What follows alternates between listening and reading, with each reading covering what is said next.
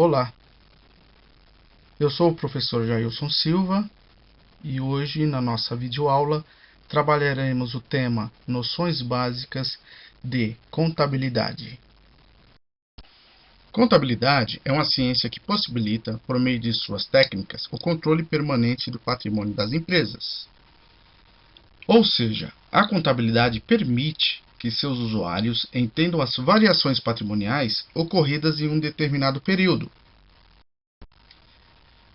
O que vem a ser patrimônio? Patrimônio é o conjunto de bens, direitos e obrigações de uma pessoa avaliado em moeda. Logo, podemos visualizar o patrimônio da seguinte maneira: patrimônio, bens, direitos e obrigações. Bens são objetos capazes de satisfazer as necessidades humanas e suscetíveis de avaliação econômica. Por exemplo, ao entrar em um supermercado, encontramos inúmeros objetos, como balcões, vitrinas e uma infinidade de mercadoria para vendas, que lá estão em gôndolas, prateleiras e etc. Todos esses objetos são bens que o supermercado possui.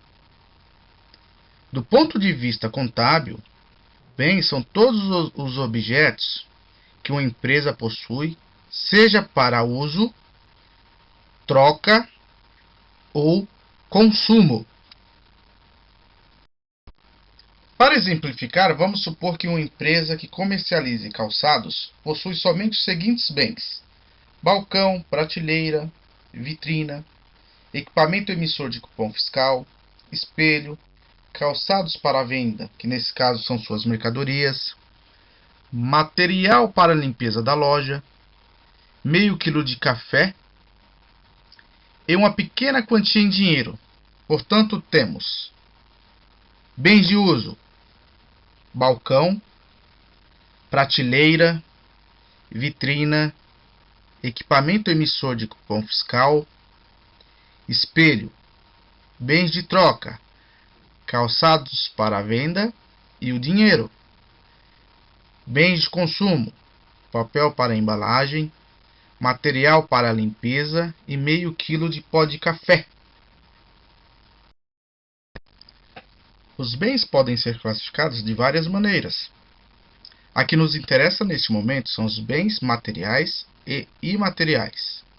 Bens materiais, também conhecidos como bens tangíveis, são bens que possuem corpo ou matéria. Estão divididos em bens móveis e bens imóveis. Já os bens imateriais, também conhecidos como intangíveis, são bens que não possuem corpo ou matéria. Vamos aos exemplos. Bens materiais. Bens móveis. Vejamos, temos uma mesa de escritório e um computador. Eles são móveis porque eu posso mudar de lugar a qualquer momento. Bens imóveis. Olha aqui, temos uma casa como exemplo, né? Por quê? Porque eu não consigo mudá-la de lugar, tá? Bens imateriais. Temos aqui a marca Coca-Cola. Eu consigo mensurar o seu valor, mas não consigo pegá-la.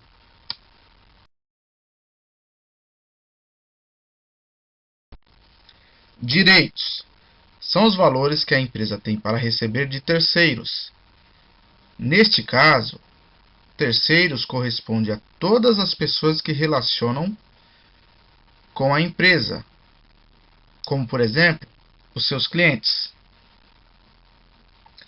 Vale lembrar que os direitos originam-se não só das vendas de mercadoria a prazo, mas também podem ser obtidos por meio de outras transações, como é o caso do aluguel, empréstimos de dinheiro efetuados a terceiros e etc. Os direitos normalmente aparecem registrados nos livros contábeis da empresa com o nome do elemento representativo do respectivo direito, seguido da expressão a receber. Exemplos: duplicatas a receber, promissórias a receber, aluguéis a receber. Portanto, temos do lado esquerdo os elementos e do lado direito a expressão. As obrigações representam os valores que a empresa tem para pagar a terceiros. Neste caso, terceiros são fornecedores, bancos, empregados, governo e etc. Da mesma forma que os direitos, as obrigações podem originar não só de compras de mercadorias a prazo, mas também de outras transações, como é o caso de aluguel de bens móveis e imóveis, ou de empréstimos obtidos em estabelecimentos bancários e etc. As obrigações habitualmente aparecem registradas nos livros contábeis da empresa com o nome do elemento representativo da respectiva obrigação, seguido da expressão a pagar. Vejamos os exemplos abaixo. Do meu lado esquerdo, nós temos os elementos. E do meu lado direito, nós temos a expressão. Portanto, duplicatas a pagar, promissórias a pagar, aluguéis a pagar e salários a pagar. Logo, entendam que sempre que tivermos um direito, o elemento virá acompanhado da expressão a receber. E sempre que nós tivermos uma obrigação, o elemento virá acompanhado da expressão a pagar. Vamos aos aspectos qualitativos e quantitativos do patrimônio. Conforme vimos, o patrimônio é o conjunto de bens, direitos e obrigações.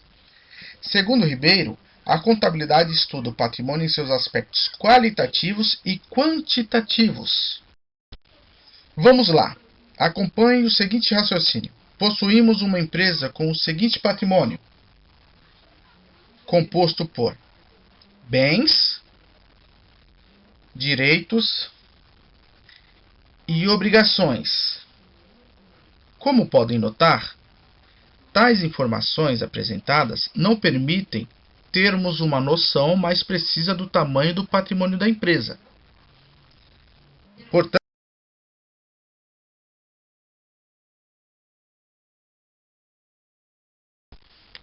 Portanto, agora vamos representá-lo ressaltando o aspecto qualitativo. Vejamos, nosso patrimônio agora é composto por bens. Dentro de bens nós temos dinheiro, móveis, veículos. Também temos os direitos, composto por duplicatas a receber e aluguéis a receber, bem como as nossas obrigações, composto por duplicatas a pagar e impostos a pagar ou a recolher.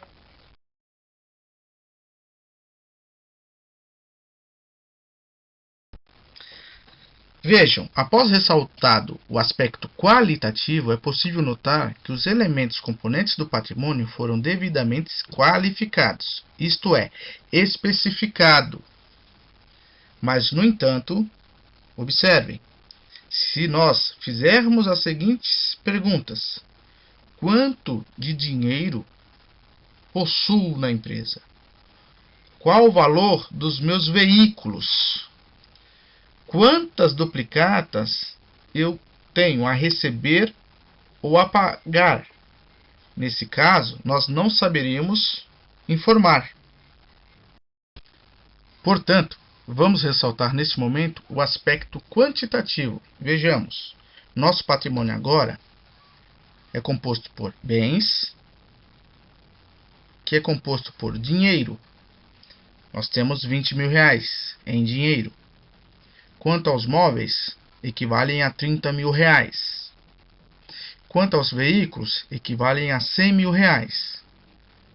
Quanto aos nossos direitos, nós temos duplicatas a receber no valor de 16 mil reais, aluguéis a receber no valor de 10 mil reais, e nossas obrigações, nós temos duplicatas a pagar no valor de R$ 40.000 e impostos a pagar no valor de R$ 10.000.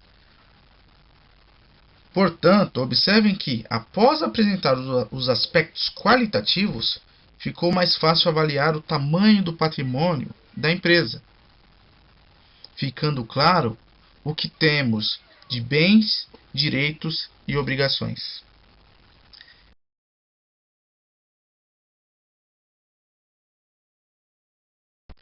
Vejamos agora a representação gráfica do patrimônio. Para tornar mais fácil e didático o que é patrimônio, e assim permitir melhor compreensão de todo o mecanismo que envolve o processo contábil, vamos representá-lo por meio de um gráfico em forma de T. Lembre-se, esse T, como já vimos, também pode ser chamado de razonete. Podemos observar que o T tem dois lados, sendo que no lado esquerdo nós colocamos os bens e os direitos, e no lado direito as obrigações. Logo, a representação gráfica fica assim: nosso patrimônio do nosso lado esquerdo, bens e direitos, e do nosso lado direito, as obrigações. Nessa representação gráfica, será possível notar que os bens e os direitos formam o grupo dos elementos positivos. E do outro lado, as obrigações formam o grupo dos elementos negativos. Vamos ver? Patrimônio. Elementos positivos. Bens, composto por caixa, estoque de mercadoria, móveis e utensílios. Direitos, composto por duplicatas a receber, promissórias a receber. Quanto aos elementos negativos do nosso lado direito, nós temos as obrigações, que é composta por duplicatas a pagar, aluguéis a pagar, impostos a pagar e salários a pagar. Observem que o elemento positivo forma o nosso ativo e o elemento negativo forma o nosso passivo.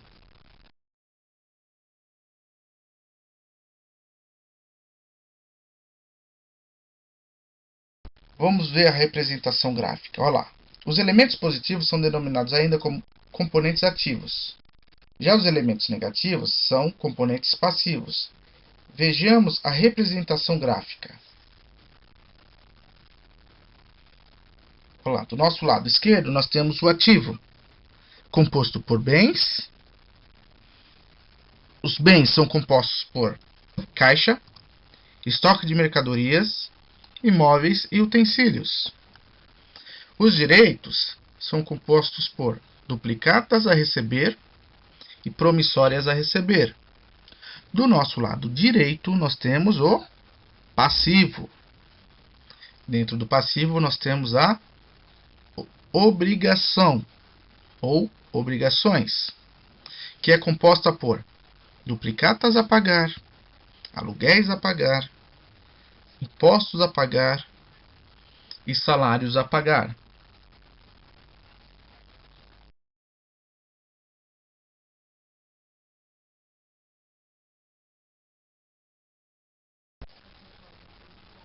Relembrando. Bom, em nossa videoaula de hoje, nós vimos o conceito de contabilidade,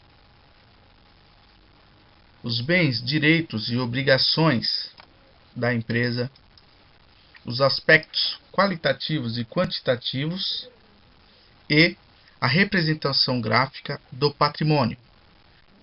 Bom, é chegada ao final dessa aula. Até a próxima. Bons estudos!